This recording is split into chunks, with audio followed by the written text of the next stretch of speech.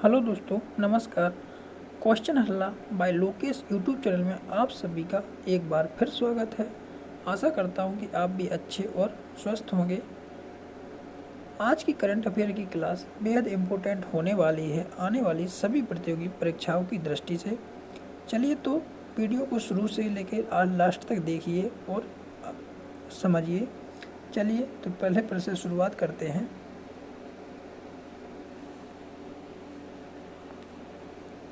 चुनाव आयोग ने किस अभिनेता को अपना नेशनल आइकन नियुक्त किया है?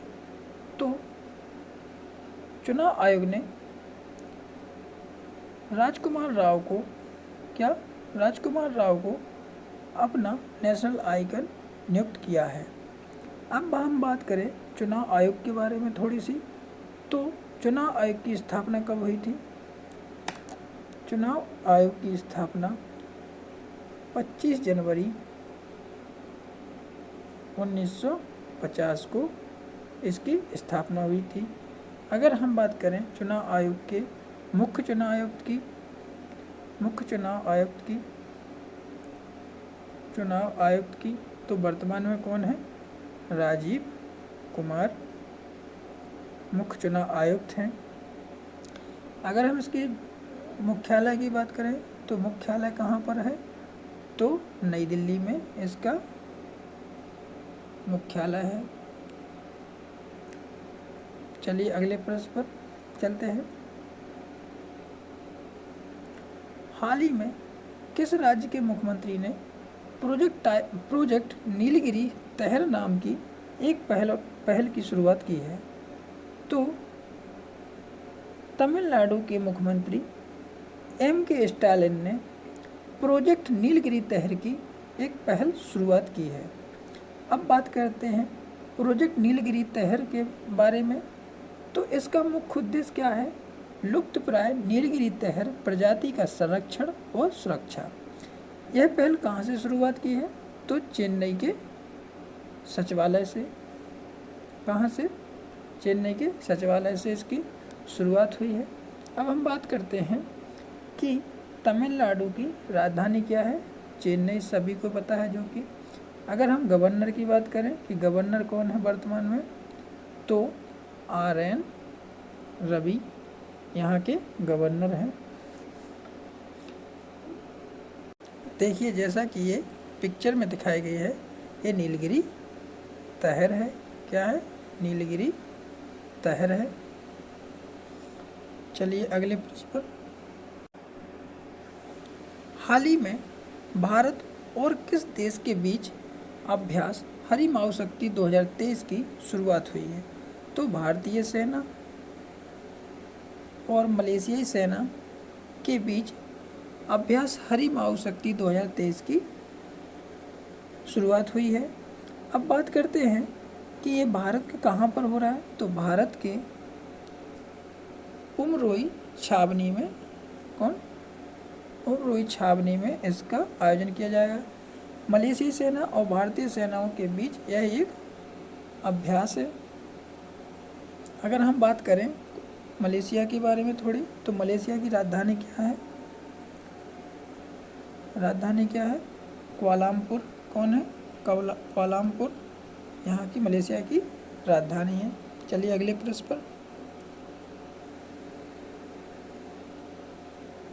हाल ही में अमेरिकी राष्ट्रपति जो बाइडेन ने किसे व्हाइट हाउस राष्ट्रीय पदक से सम्मानित किया है?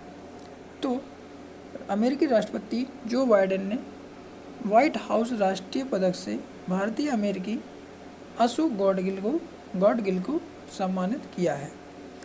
यह पुरस्कार प्रौद्योगिकी और नवाचार के क्षेत्र में काम करने वाले वैज्ञानिकों को दिया जाता है। अगर हम बात करें USA में वैज्ञानिकों को दिया जाने वाला यह सर्वोच्च पुरस्कार है। साथ ही साथ शुभ्रा सुरेश को भी नेशनल मेडल ऑफ साइंस से सम्मानित किया गया है। किसको? नेशनल मेडल ऑफ साइंस से सम्मानित किया गया है। अगर हम बात करें अमेरिका के बारे में, तो अमेरिकी मुद्रा का क्या नाम है? डॉलर, अमेरिकी डॉलर। और यहाँ की स्पेस एजेंसी कौन सी है? तो अमेरिका की स्पेस एजेंसी नासा है। चलिए अगले प्रश्न पर।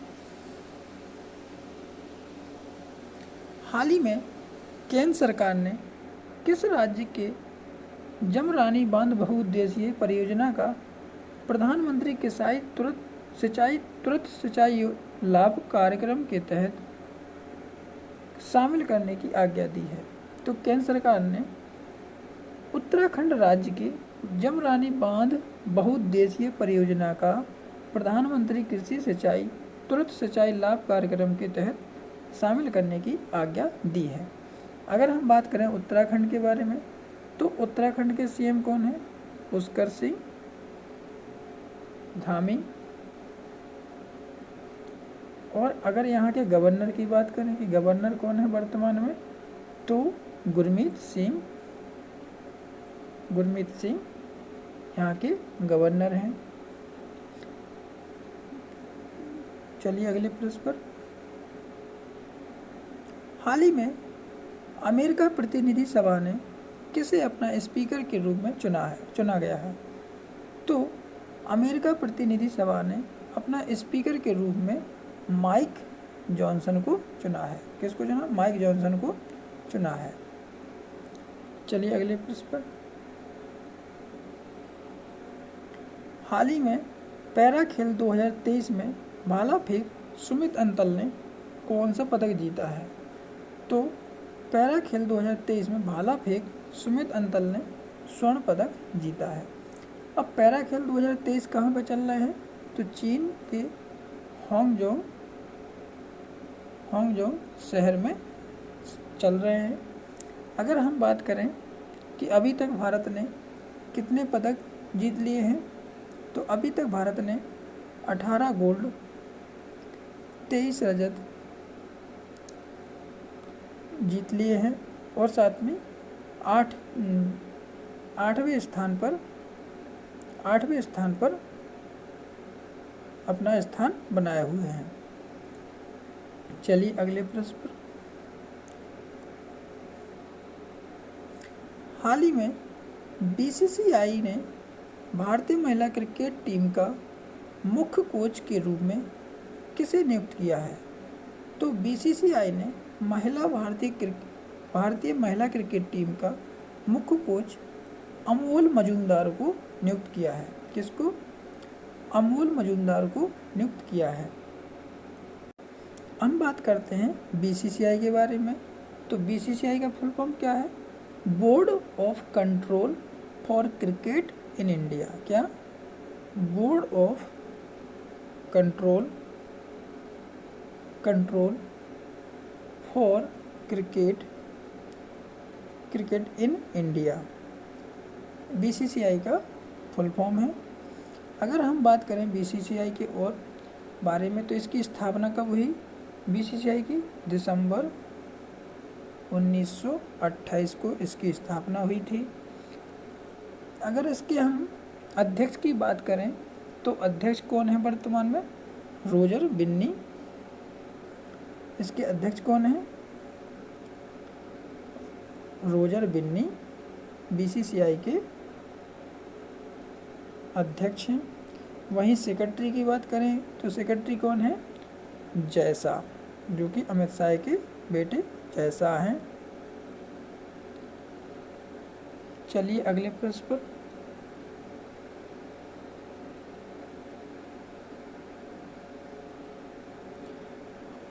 हाल ही में पोलियो दिवस कब मनाया गया?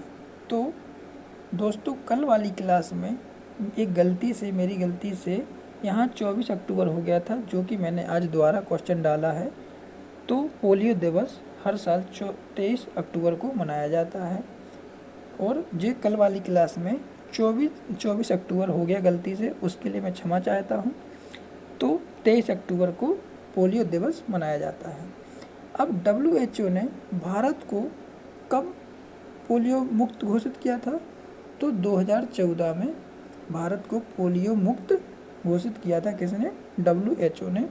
अगर अब WHO की बात आ रही है तो वर्ल्ड हेल्थ ऑर्गेनाइजेशन, इसका फुल फॉर्म क्या है? World health organisation. इसकी स्थापना कब हुई? इसकी स्थापना 7 अप्रैल 1948 को इसकी स्थापना हुई थी। इसके मुख्यालय की बात करें, WHO का मुख्यालय कहाँ पे है? तो जेनेवा, स्विट्जरलैंड में इसका मुख्यालय है। 7 अप्रैल को ही विश्व स्वास्थ्य दिवस भी मनाया जाता है। क्या? 7 अप्रैल को विश्व स्वास्थ्य दिवस भी मनाया जाता है। विश्व स्वास्थ्य दिवस मनाया जाता है। चलिए अगले प्रश्न पर। प्रधानमंत्री श्री नरेंद्र मोदी जी ने कहाँ पर इंडियन मोबाइल कांग्रेस 2023 के 7वें संस्करण का उद्घाटन करेंगे?